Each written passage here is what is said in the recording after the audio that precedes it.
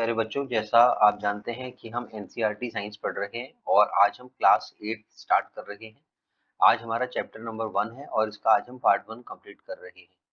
तो पार्ट 1 को जैसे अगर हम आगे बढ़ाते हैं तो सबसे पहले हम अपने एनसीईआरटी उस पेज को देखते हैं जिसमें कि हमारे चैप्टर का नेम दिया गया है और हमारे चैप्टर का नेम है exploring the investigative world of science.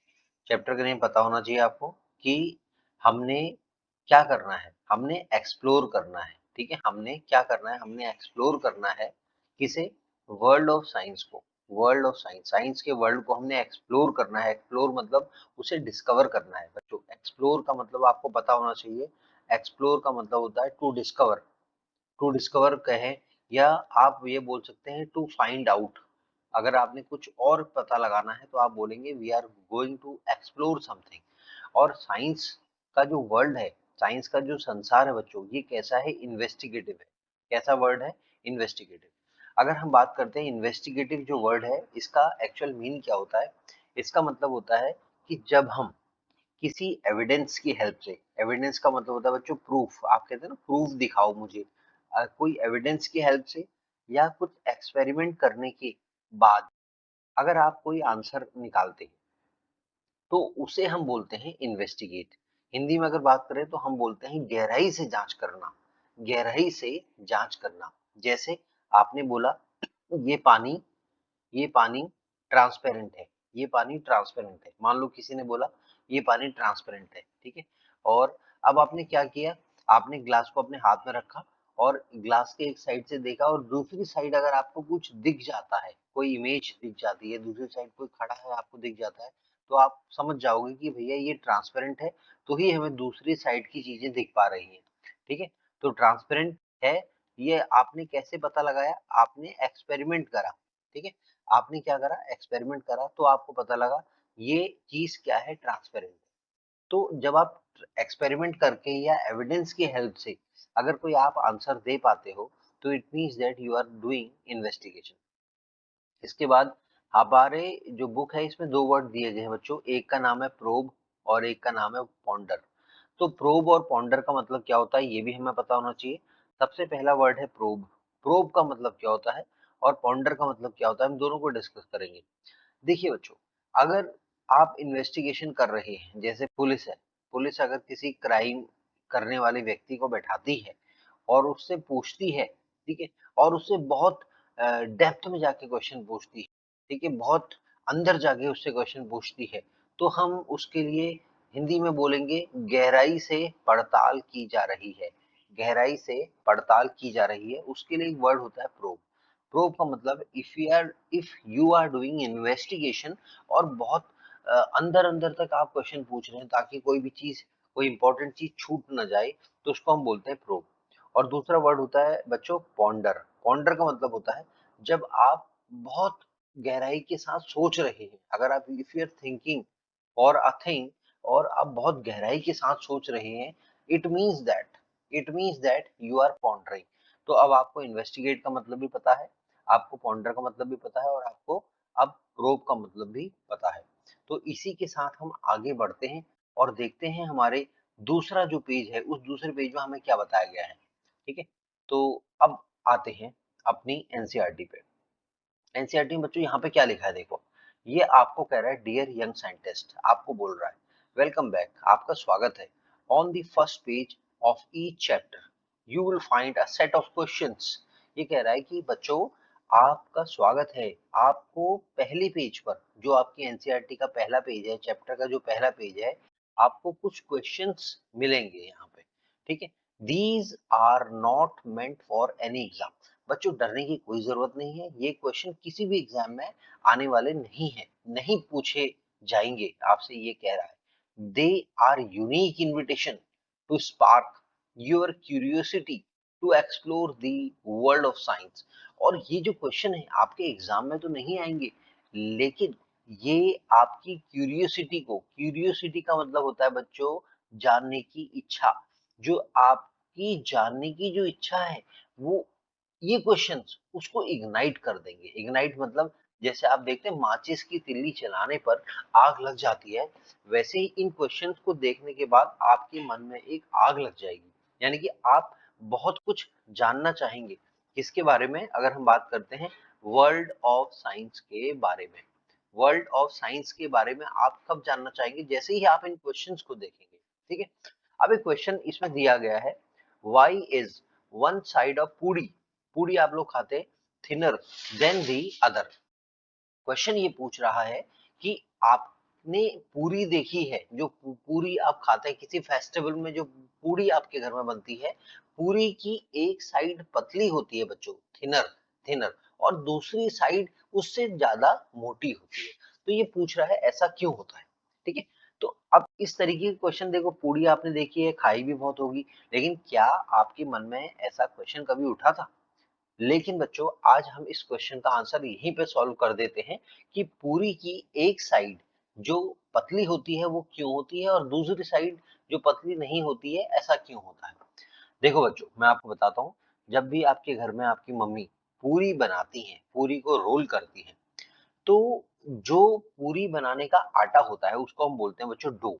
ये जो डो होता है, ये जो आटा होता है, जब हम उसको मैश करते हैं, जब हम उसको गूंदते हैं, तो उसके बाद जब हम पूरी बनाते हैं, जब बेलन से हम पूरी घुमाते हैं, तो हमारी पूरी की जो गोलाई होती है, पूरी गोलाई है पूरी की, तो इसका मतलब ये नहीं है कि ये पूरी यहाँ पे जितनी मोटी है उतनी ही मोटी यहाँ भी होगी, उतनी ही मोटी यहाँ भी होगी। हो सकता है यहाँ ज्यादा मोटी हो, यहाँ कम हो, यहाँ बीच में फिर ज्यादा हो, यहाँ कम हो।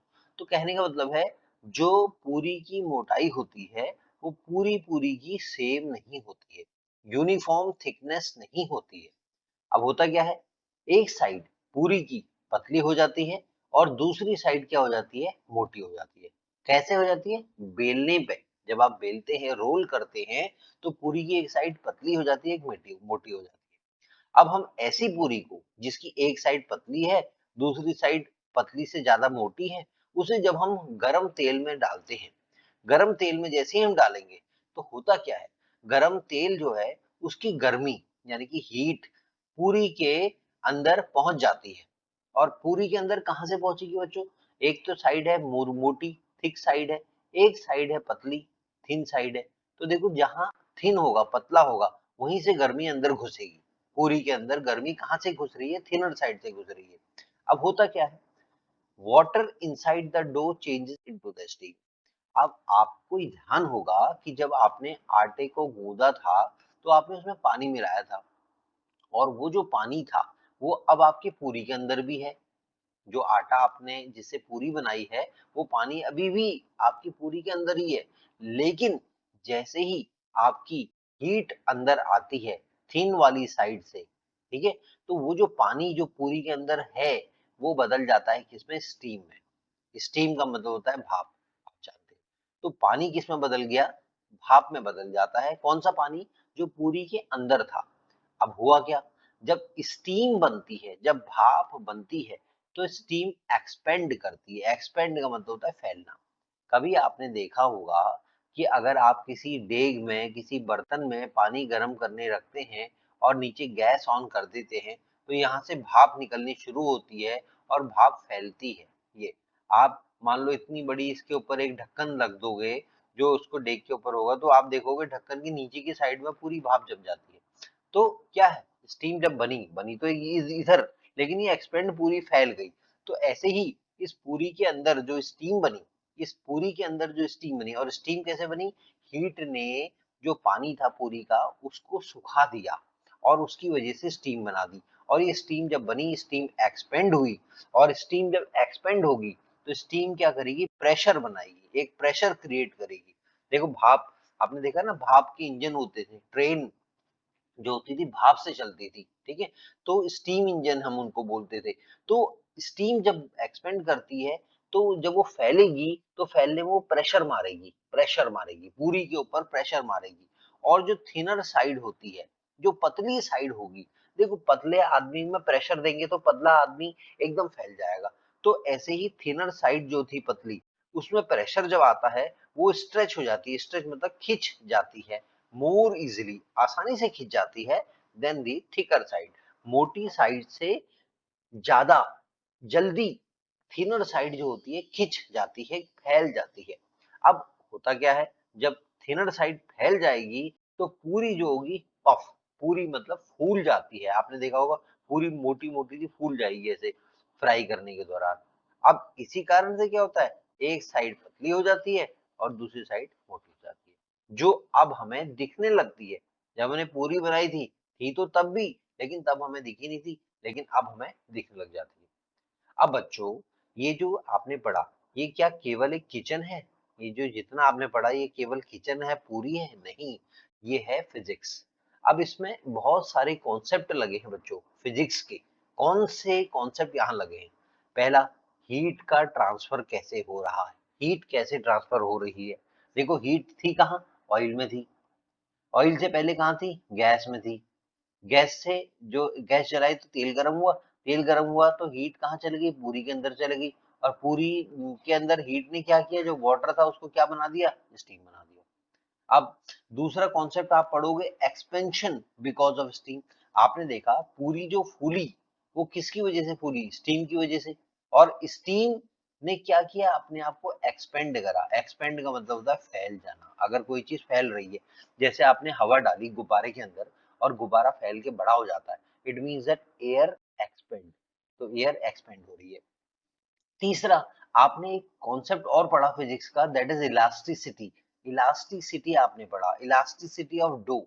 डो का मतलब आपने आटा गूंदा, आपने उस आटे से छोटी सी गोली सी बनाई, जिस गोली को आपने रखा और बेलना शुरू करा। तो ये जो गोली थी, गोली तो इतनी छोटी थी, लेकिन जब बेला तो बेलने के बाद क्या हो गया, पूरी बन गई इतनी बड़ी। तो क्या हुआ, ये ये छोटे से बड़ा हो गया। ये क्या हो गया, इलास्टिसिटी हो गई। इसके अंदर इलास्टिक था, जो डो था वो इलास्टिक नेचर का था, इसलिए वो फैल गया। और चौथा आपने कॉन्सेप्ट पढ़ा, प्रेशर बाय स्टीम। स्टीम जो थी जब वो एक्सपेंड हुई तो उसने क्या करा, प्रेशर डाला, जिसकी वजह से पूरी की पतली साइड क्या थी, फूल गई। तो आप देख रहे हैं आपके आसपास जितनी भी चीजें हो रही हैं उन सभी में फिजिक्स लगती है। और एक छोटी सी पूरी जिसे आप कितनी ही पूरी खा जाते हैं वेजिटेबल, उसमें कितनी फिजिक्स लग रही है। हम बात करेंगे हर एक एक चीज पे। अब आते हैं अपने एनसीईआरटी के दूसरी लाइन पर। तो इसका आंसर तो आप जान चुके हैं, why is one side of puri thinner than other. अब हम बात करते हैं आगे। ये लिखा है, are there more grain of sand. ये कह रहा है, on all the beaches and the desert of the world or more star in our galaxy। ये आपसे क्वेश्चन क्या पूछ रहा है, यहाँ देखो। ये पूछ रहा है बट ज्यादा क्या है, ये पूछ रहा है विच इज ग्रेटर, ज्यादा क्या है बताओ। जितनी आपकी अर्थ पर सैंड है, जितनी अर्थ पर सैंड है, पूरी अर्थ पर जितनी सैंड है, सैंड के छोटे छोटे ग्रेन्स होते हैं, ठीक है, सैंड के छोटे छोटे पार्टिकल्स होते हैं। तो पूरी अर्थ पे जितनी सैंड है उसके ग्रेन्स ज्यादा है पूछ रहा है, या जो हमारी मिल्की वे गैलेक्सी है, हमारी गैलेक्सी का नाम बच्चों है मिल्की वे, याद रखना आप। हम कौन सी गैलेक्सी में रहते हैं, मिल्की वे गैलेक्सी में रहते हैं। तो हमारी जो गैलेक्सी है इसका नाम है मिल्की वे। तो इस गैलेक्सी में स्टार ज्यादा है या हमारी अर्थ में जितनी सैंड है उसमें ग्रेन्स ज्यादा है, तो ये पूछ रहा है। अब अगर हमें इसका आंसर पता करना हो तो क्या हम काउंट कर सकते हैं ग्रेन्स अर्थ में? नहीं, बिल्कुल नहीं कर सकते। क्या हम स्टार काउंट कर सकते हैं गैलेक्सी में? बिल्कुल नहीं कर सकते। तो काउंट करके हम डायरेक्टली ये पता नहीं लगा पाएंगे। तो जब हम काउंट करके पता नहीं लगा पाते हैं किसी चीज को, फिर हम क्या करते हैं, एस्टिमेट करते हैं। एस्टिमेट का मतलब क्या होता है, अनुमान लगाना। हम क्या करते हैं, हम अनुमान लगाते हैं, हम गैस लगाते हैं। और गैस हम नहीं लगाएंगे, गैस होता है कैलकुलेटेड गैस होता है। कैलकुलेटेड गैस मतलब बिल्कुल जो एग्जैक्ट होता है, कैलकुलेटेड गैस। और एक कैलकुलेटेड गैस लगाता कौन है, साइंटिस्ट लगाता। तो साइंटिस्टों ने अनुमान लगाया, उन्होंने कहा कि देखो सैंड ग्रेन जो है वो लगभग इतने होंगे 10⁻²1, ठीक है, 10⁻²1 से लेके 10⁻²4 तक हो सकते हैं। अब 10⁻²1 का मतलब क्या बच्चों, अगर मैं 10 लिख रहा हूँ और इसकी पावर 1 लिख रहा हूँ, इसका मतलब क्या है, 10 × 1। अगर मैं 10 लिख रहा हूँ, इसकी पावर 2 लिख रहा हूँ, तो इसका मतलब कितना हो गया, 10 × 10। तो 10 × 10 कितना होता है, 100 होता है, ठीक है। अगर मैं 10 लिख रहा हूँ, इसकी पावर 3 लिख रहा हूँ, इट मीन्स दैट 10 × 10 × 10। तो आप क्या करोगे, 1 × 1 × 1 1 1 2 3 0, 3 0 इसके लगा, यानी कि 1000 आता है। देखो 10 की पावर जब 3 है तब 1000 आ रहा है, अब आप सोचो जब 10 की पावर 21 होगी तो कितने ग्रेन्स होंगे, बात समझ आ गई। इसी तरीके से स्टार्स जितने हैं हमारी मिल्की वे गैलेक्सी में वो भी अनुमान लगाया गया और अनुमान लगा के ये पता लगा कि कितने स्टार्स हैं 10 की पावर 11। अब आप ये देखो 10 की पावर 21 इज ग्रेटर देन 10 की पावर 11, यानी कि नंबर ऑफ सैंड के जो ग्रेन्स हैं, ठीक है, ये ज्यादा है as compared to the stars in the galaxy. बात समझ आ गई। तो अब हम आए कंक्लूजन पे, अब हम आए निष्कर्ष पे। कंक्लूजन को बोलते हैं निष्कर्ष, क्या बोलते हैं, निष्कर्ष। अब हम आए कंक्लूजन पे। तो हमने क्या बोला, हमने बोला देयर आर फार मोर, मोर मतलब बहुत ज्यादा, grains of sand, grains of sand मतलब सैंड के कण, ग्रेन, ठीक है, ऑन अर्थ, बीच, अर्थ के बीचों में, and deserts than the stars in our galaxy, यानी कि हमारी गैलेक्सी के कंपैरिजन में हमारी अर्थ के जो बीच हैं और हमारी अर्थ के जो डेजर्ट हैं वहां पे जो सैंड के ग्रेन्स हैं वो बहुत ज्यादा है। बात समझ में आ गई। तो अब हम देखो हमने ये चीज भी पढ़ ली, अब हम आते हैं अगले पेज पे। हमारी एनसीईआरटी हमें क्या बता, अब देखो यहाँ क्या लिखा है, ये कह रहा है, यहाँ नीचे अगर आप एनसीईआरटी में आते हैं तो यहाँ पे आपको क्या लिख रहा है, ये कह रहा है राइट फ्रॉम ग्रेड 6 क्लास 6 से वी हैव ऑब्जर्व्ड, हमने देखा है, the incredible diversity of plant and animals, incredible diversity of plant and animal. देखो हम क्लास 6 में पढ़ा डाइवर्सिटी के बारे में, अब हमने ये देखा कि प्लांट भी बहुत तरीके के हैं और एनिमल्स भी बहुत डिफरेंट डिफरेंट टाइप के एनिमल्स। तो यानी कि क्या है, हमारे पास डाइवर्सिटी है प्लांट्स की और हमारे पास डाइवर्सिटी है एनिमल्स की, हमने ये देखा। ठीक है, प्लांट ऐसा नहीं कि केवल सभी हमें रोज के ही प्लांट मिल रहे हैं, हमें कुछ रोज मैंगो अलग अलग डिफरेंट वेराइटी के प्लांट तो हमारे पास है। अब from the different shape of leaf to many kind of insect, अगर हम पत्तियां भी देखते हैं लीफ भी देखते हैं तो लीफ भी अलग अलग डिफरेंट टाइप्स की है, यानी कि लीफ में भी डाइवर्सिटी देखने को मिल रही है। और इंसेक्ट की अगर हम बात करते हैं तो इंसेक्ट भी एक तरीके के इंसेक्ट नहीं है, सब अलग अलग तरीके के इंसेक्ट हैं, तो इसमें भी हमें डाइवर्सिटी देखने को मिल रही है। तो बच्चों आपके मन में कभी कोई क्वेश्चन ये उठा कि why the nature has created such vast variety, ये जो वैरायटी बनी है, ये जो वैरायटी आई है, ये जो डाइवर्सिटी आई है, चाहे वो लीफ में हो, ठीक है, चाहे वो आपकी इंसेक्ट में हो, ठीक है, चाहे वो आपके प्लांट में हो, ठीक है, चाहे वो आपके एनिमल में हो या और भी किसी चीज में हो, ये जो वैरायटीज बन रही हैं, अलग अलग तरीके के पत्ते, अलग अलग तरीके के इंसान, अलग अलग तरीके के प्लांट, अलग अलग तरीके के एनिमल, ऐसी वैरायटी क्यों नेचर बना रहा है, ठीक है, what is the need beyond this. अब ये लिखा है देखो, why the nature has created such vast diversity. अब नेचर ने वास्ट डाइवर्सिटी को क्यों क्रिएट किया है, ये हमारे पास सबसे बड़ा क्वेश्चन हमारे माइंड में आता है।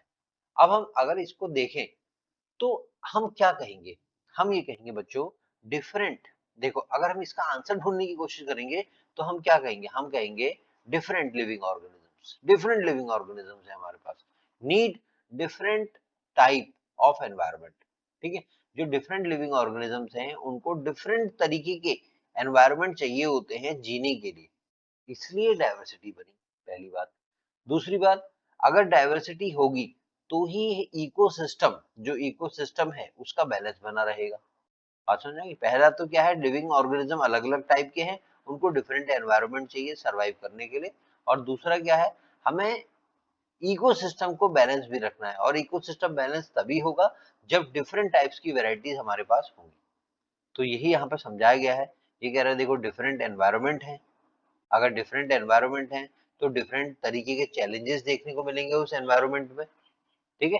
अब डिफरेंट तरीके के चैलेंजेस आएंगे तो आदमी क्या करेगा या प्लांट क्या करेंगे, अपने आप को उस चैलेंज के हिसाब से तैयार करेंगे, एडेप्टेशन करेंगे, ठीक है। और एडेप्टेशन होगा तो कुछ अलग अलग डिफरेंट टाइप की स्पीसीज का जन्म होना शुरू हो जाएगा। जैसे मान लो कुछ स्पीसीज ठंडी जगह में रहती हैं तो उन्होंने ठंडे को अडेप्ट कर लिया तो वो कोल्ड स्पीसीज हो गई। कोई स्पीसीज बारिश के मौसम में ज्यादा रहती हैं, उन्होंने बारिश को सहना सीख हो गया तो बारिश की स्पीसीज बन गई। कोई स्पीसीज गर्मी में हॉट वेदर में रहना एक्सेप्ट कर लिया उन्होंने और वहीं रहना शुरू कर दिया तो हॉट, तो कोल्ड एनिमल हो गया, रेनी एनिमल्स हो गए और हॉट एनिमल हो गए, हॉट एरिया में रहने वाले एनिमल। तो इस वजह से क्या हुआ, बहुत बड़ी डाइवर्सिटी हमें देखने को मिली। और बायोडाइवर्सिटी अगर रिच है तो ही हमारा जो इकोसिस्टम है वो बैलेंस भी है और वो क्या है, हेल्दी भी है। बात समझ में आ गई? अब यहाँ नीचे देखो ये क्या कह रहा है, is there such a question that makes you curious about the world. आपके पास कोई ऐसा क्वेश्चन है जो कि आपको वर्ल्ड के बारे में क्यूरियस बना देता है? कभी सोचना। अच्छा, इस पेज में जितनी भी चीजें हमने पढ़ी है ना, ये आपको पता होनी चाहिए। ठीक है, अब आता है क्या लिखा है, our journey with curiosity into the world of science continue in grade 6। We hope you will bring along the spirit of adventure. ये कह रहा है कि जो हमने क्लास 6th की बात करी थी, उसके बाद जब हम क्लास 7th में आए और जब हम क्लास 8th में अब पहुंच गए हैं, तो हमने जो क्यूरियोसिटी मतलब जो जानने की इच्छा की जो जर्नी हमने शुरू करी थी, उसको हम क्लास 8th में भी कंटिन्यू रखेंगे। मतलब जो हमने नई चीज एक्सप्लोर करने की जो हमने एक हैबिट बनाई है, उसको हम आगे भी रखेंगे। ठीक है, अब ये एडवेंचर का मतलब क्या होता है, what is the meaning of adventure? Adventure को हिंदी में कहते हैं बच्चों रोमांच। क्या कहते हैं? रोमांच। अगर इसकी एक इंग्लिश डेफिनेशन बनाते हैं तो क्या मतलब होगा? एडवेंचर का मतलब क्या होता है? What is the meaning of adventure? अगर आपसे कोई पूछे what is the meaning of adventure, तो एडवेंचर का मतलब होता है बच्चों एक्साइटिंग, जो आपको एक्साइट कर दे। ठीक है, जो कि अनयूजुअल, यूजुअल नहीं है, रोज रोज नहीं हो रहा है, कभी कभार हो रहा है, दैट इज कॉल्ड एडवेंचर। और समटाइम्स रिस्की एक्सपीरियंस और जर्नी। कभी कभार आप पहाड़ों से जा रहे हैं, आप रोज तो जाते नहीं है, कभी कभार जा रहे हैं और पहाड़ों से आप कूद लगा रहे हैं, तो इट मीन्स दैट ये कभी कभार रिस्की भी हो जाता है। क्या रिस्की हो जाता है? एडवेंचर। ठीक है, या कोई जर्नी में आप जा रहे हैं, वो कभी कभार रिस्की हो जाती है, it means that you are doing on adventure. तो ये चीजें जो है आपको पता होनी चाहिए। अब आते हैं, हम आगे बढ़ते हैं। तो ये कह रहा है we hope that you bring along the spirit of adventure and exploration has been guided so far. In chapter 6 we discovered how science begin with wonder and simple why and how questions about the world around us। Grade 7 में we learnt about that science is always evolving। हमने ये देखा कि science evolve कर रही है। ठीक है, that each answer open to new question, और हर एक आंसर से एक नया क्वेश्चन शुरू हो जाता है। and how our ideas can slowly change as we explore deeper। और हम जितने गहनता से उसका एक्सप्लोरेशन करते हैं, तो हमारे आइडियाज भी चेंज होते हैं। लेकिन बच्चों, अब हम क्लास 8th में पहुंच चुके हैं। We take the next step and entering the investigate world of science. अब हम अगले स्टेप में आ रहे हैं। अब हम क्या कर रहे हैं? Entering the investigative world of science. ठीक है, where wonder and evolution come together to form a heart of how science work. ठीक है, अब साइंस कैसे चल रही है, कैसे साइंस हो रही है, हम अब क्लास 8th में ये चीजें समझेंगे। ठीक है, अब देखो, एक क्वेश्चन यहाँ पे अभी हमारे सामने दिख रहा है, व्हाई डज डो राइज। ये जो डो है, डो मतलब जो आटा जो बनाते हैं, वो राइस क्यों कर जाता है? ठीक है, वो राइस क्यों कर जाता है, पहले इसको देखते हैं। ठीक है, यहाँ देखो आप, ये क्या कह रहा है, व्हाई डज डो राइस। ये कह रहा है कि डो राइस क्यों करता है। डो आप समझ गए, आटा जो आपने बनाया। डो क्यों करता है? देखो, डो राइस इसलिए करता है बच्चों, जब आप आटा गूंथते हैं। ठीक है, जब आप आटा गूंथते हैं क्या बनाने के लिए? केक बनाने के लिए, बेक बनाने के लिए। ठीक है, तो आप क्या करते हैं, उसमें क्या मिलाते हैं? ईस्ट मिला देते हैं, ईस्ट। ठीक है, ईस्ट आप उसमें मिलाते हैं। ईस्ट एक तरीके का क्या है? फंगस है, फंगस। आपने उसमें ईस्ट मिला दिया। जब आप ईस्ट उसके अंदर मिलाते हैं, तो होता क्या है कि ये ईस्ट जो होता है, जब इसका कांटेक्ट होता है डो के साथ, जब इसका कांटेक्ट होता है एयर के साथ, जब इसका कांटेक्ट होता है वाटर के साथ, तो इसके अंदर, ईस्ट के अंदर जब ये सब चीजें चली जाती है, पानी चला जाता है, हवा चली जाती है, ये सब जाने की वजह से ईस्ट के अंदर से एक गैस निकलती है, जिसको हम कहते हैं कार्बन डाइऑक्साइड। कौन सी गैस कहते हैं? Carbon dioxide gas. ये ध्यान रखना पड़ेगा आपको कि ईस्ट से कौन सी गैस निकलती है? CO2 gas. और ये जो CO2 जो गैस होती है, ये जो आपका आटा था, ठीक है, ये जो आपका आटा था, उस आटे के बीच में जो छोटे छोटे स्पोर्स होंगे, जिसकी वजह से ये आटा रोटी की तरह में फॉर्म में चेंज हो जाता है, ये जो स्पोर्स होते हैं, ये स्पोर्स में फंस जाती है। मतलब यहाँ से ईस्ट से निकली और ये स्पोर में फंस गई। अब ये ऊपर तो निकल नहीं पा रही है, तो ये धक्का देगी, धीरे धीरे करके क्या होगा, आटा पूरा फूल जाता है, यानी कि डो क्या हो जाता है? राइस हो जाता है। तो अगर आपसे कोई पूछे कि डो राइस क्यों होता है, आप कहोगे because of CO2 gas, carbon dioxide gas की वजह से होता है। और ये गैस कहाँ बनती है? ये ईस्ट बनाता है। और ईस्ट क्या होता है? ईस्ट एक तरीके का फंगस होता है। जब हम ब्रेड, बन, ये सब चीजें बनाते हैं, केक बनाते हैं, तो वहां पे हम ईस्ट का प्रयोग करते हैं। मैं समझता हूँ कि आपके समझ में आ रहा होगा। ठीक है, अब यहाँ पे देखो कुछ चीजें लिखी हुई है। ठीक है, यहाँ पे कुछ चीजें लिखी गई है, इन चीजों को अगर आप नहीं भी देखेंगे तो भी चलेगा। इस चीज का, इस पेज का जो एक्स वो था, निचोड़ था, वो मैंने आपको बता दिया। अब आते हैं अगले पेज पे। अगला पेज क्या है? अगले पेज को अगर आप देखोगे, ये कह रहा है कि this year our investigative adventure will take up journey from tiny microbe we can't see to planet wide changes we can't ignore. अब हम क्या करेंगे, ये कह रहा है दिस ईयर हम अपनी जो इन्वेस्टिगेटिव जर्नी हमारी चल रही है, एडवेंचर चल रहा है, उसको हम लेके जाएंगे टाइनी माइक्रोब्स के पास और टाइनी माइक्रोब को समझने की कोशिश करेंगे। तो सबसे पहला क्वेश्चन ही हमारा माइंड में ये उठ जाता है कि व्हाट आर माइक्रोब्स, माइक्रोब किसे कहते हैं। सबसे पहला क्वेश्चन हमारे पास आता है व्हाट आर माइक्रोब्स। अब माइक्रोब्स क्या है बच्चों, अगर आपसे कोई पूछेगा माइक्रोब, आप कहोगे भैया ये तो ऑर्गेनिजम्स हैं। आप कहोगे ये ऑर्गेनिज्म है, कैसे हैं? बहुत छोटे ऑर्गेनिजम्स हैं, बहुत छोटे। क्या माइक्रोब लिविंग है? Yes, microbe living. तो तीन चीज आपको पता चल गई, micro are organisms, microbes are very tiny and microbes are living.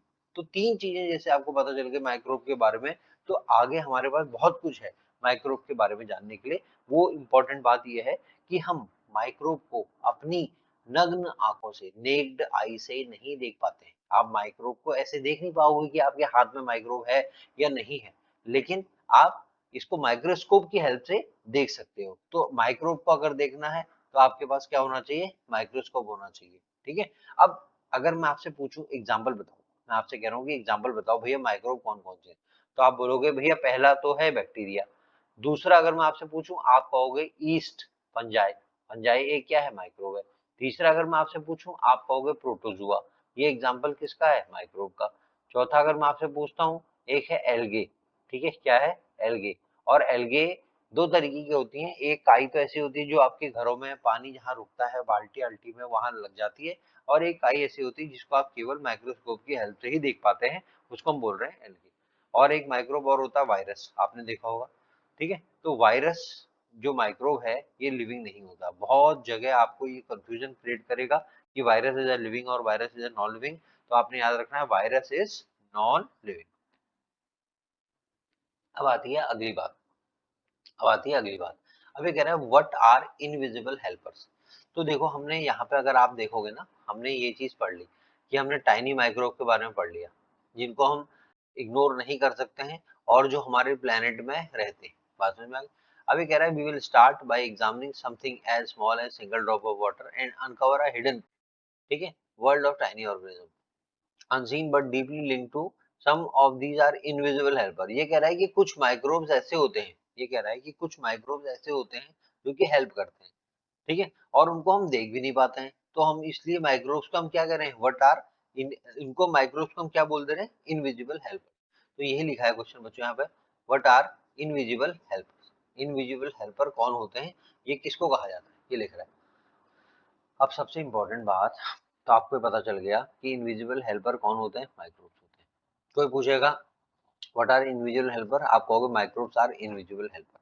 अब अगर आपसे कोई कहेगा भैया इसके बारे में कुछ और बताओ कि ये फायदेमंद होते हैं, नुकसानदायक होते हैं, तो आप कहोगे यार देखो ऐसा है ना, इनमें से कुछ माइक्रोब्स ऐसे होते हैं, कुछ इनविजिबल हेल्पर ऐसे होते हैं जिनसे कि हमें फायदा होता है, और कुछ ऐसे हो जाते हैं जिनसे हमें क्या होता है? नुकसान होता है।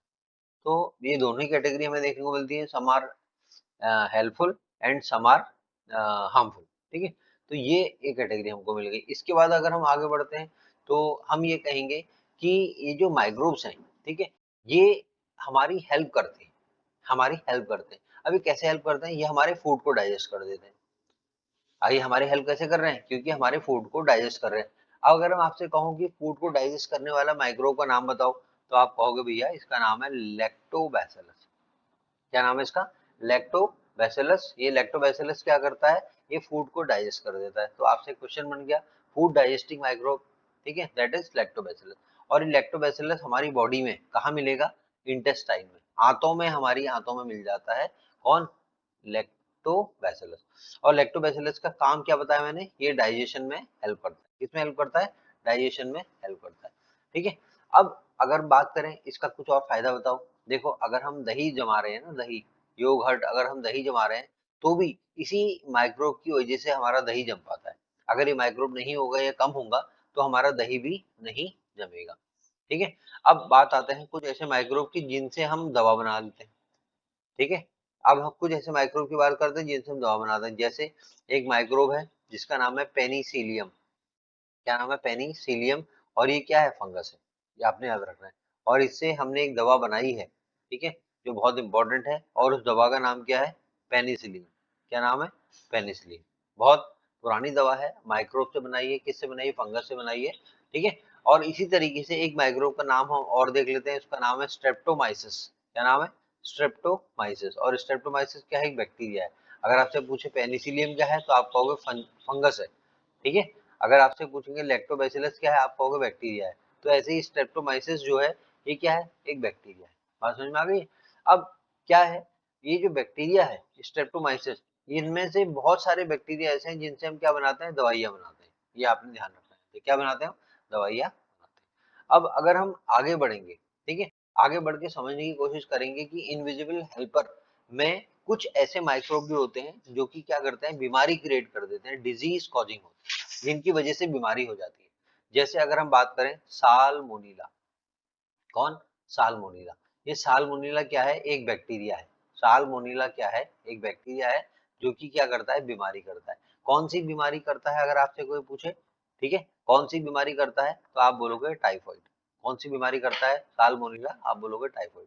अब ये सालमोनीला टाइफॉइड तो करेगा करेगा, साथ में क्या करता है? फूड पॉइजनिंग भी कर देता है। आपने गंदा गंदा खाना खाया, उसमें अगर आपका बैक्टीरिया मिल गया तो आपको फूड पॉइजनिंग कर देगा पेट में, आपके पेट में दर्द, पेट चलना, इस तरीके की संभावना हो जाएगी। इसके अलावा एक माइक्रोब और है जो कि बीमारी करता है, उसका नाम है विब्रो कॉलरे। क्या नाम है? Vibrio cholerae. तो vibrio cholerae is a microbe that cause disease. अभी अगर हम बात करें तो कौन सी डिजीज कॉज करता है? ये कॉलरा। ये बहुत इंपॉर्टेंट क्वेश्चन है।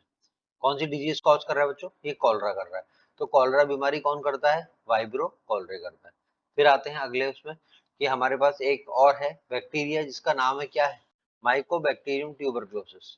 ये बैक्टीरिया का नाम है, माइक्रोब का नाम है माइकोबैक्टीरियम ट्यूबरक्लोसिस। और ये क्या करता है? एक बीमारी क्रिएट करता है जिसको हम क्या बोलते हैं? टीबी बोलते हैं। क्या बोलते हैं हम? टीबी बोलते हैं, ट्यूबरक्लोसिस जिसको हम बोलते हैं। ठीक है, तो इस तरीके से आप चीजों को समझेंगे। एक और माइक्रोब का मैं आपको बता दूं जिसका नाम है इन्फ्लुएंजा वायरस। ठीक है, और इन्फ्लुएंजा वायरस क्या माइक्रोब है, और ये कौन सी बीमारी क्रिएट करता है? ये करता है आपका फ्लू। कोल्ड हो जाता है ना, कोल्ड एंड फ्लू कहते हैं, तो ये फ्लू करता है। तो अभी थोड़ा सा पॉज लेते हैं, और पॉज लेके फिर हम दोबारा से स्टार्ट करेंगे